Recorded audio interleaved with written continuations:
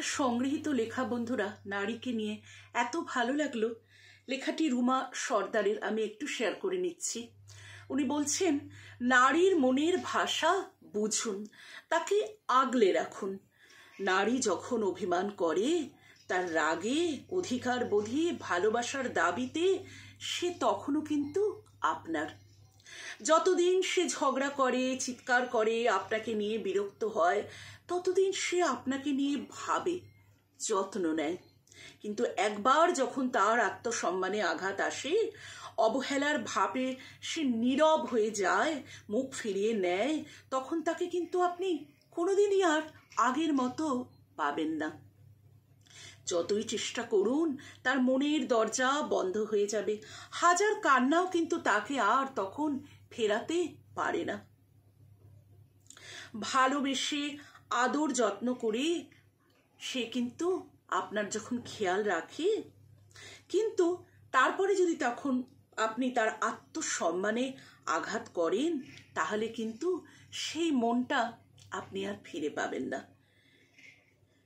Ignore করবেন, ব্যস্ততা দেখাবেন, অবহেলা করবেন দিনের পর দিন। তখন যদি একবার সে নিজেকে গুটিয়ে নেয়, আপনার সব কিছু থেকে সরিয়ে নেয়, একবার যদি সে মুখ ফিরিয়ে নেয়, বিশ্বাস করুন, তখন আর হাজার বার চাইলেও আপনি সেই আগের মানুষটাকে কিন্তু ফিরে পাবেন না।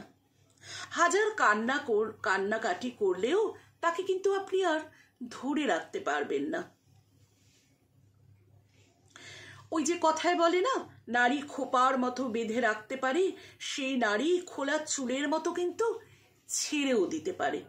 তাই বুঝতে শিখুন, জানতে শিখুন, নারীকে সম্মান করতে শিখুন, আগলে রাখতে শিখুন। কোনটা অভিমান, কোনটা অভিযোগ, কোনটা রাগ, আর কোনটা ভালোবাসা। মেয়ে জাতিটাই কিন্তু বড় অভিমানী।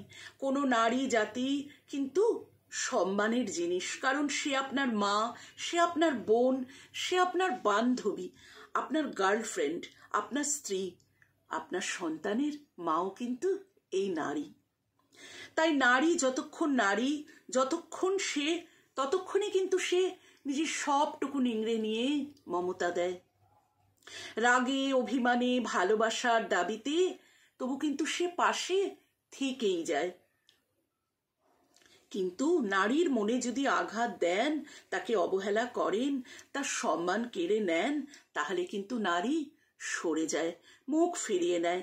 তখন সে আর পুরনো বেঁধে রাখা খোপার মতো নয়, সে হয় মুক্ত খোলা চুলের মতো, যা কিন্তু আর বাঁধা যায় না।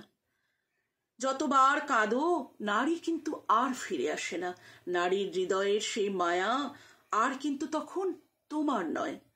নারী নিজের গোপন শক্তি জানে। বুঝতে শেখো, আগলে রাখো মমতা আর ভালোবাসার মানে। সত্যি কিন্তু তাই বন্ধুরা, নারীর কিন্তু শক্তি অপরিসীম। তাই বোধহয় নারীকে মা দুর্গার সাথে তুলনা করা হয়। তাই প্রত্যেক জনেরই উচিত, কিন্তু প্রত্যেক পুরুষ মানুষেরই উচিত নারীকে সম্মান করা।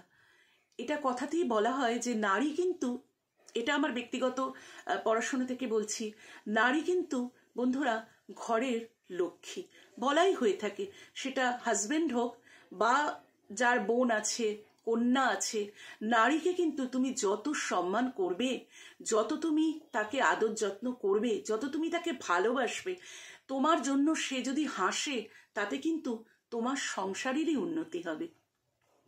তোমার সংসার কিন্তু দিনে দিনে, তোমার সংসারে শ্রী বৃদ্ধি পাবে। এটা কিন্তু সত্যিই বলা হয়। তাই বোধহয় বলা হয় নারী লক্ষ্মী। তাই সকলেরই উচিত নারীকে সম্মান করা। এই নারী সম্পর্কে এই লেখাটা একদম মন ছুঁয়ে গেল।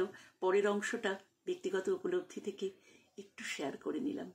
খুব ভালো থাকবেন, ভালো থাকুক সমস্ত জগতের নারীরা।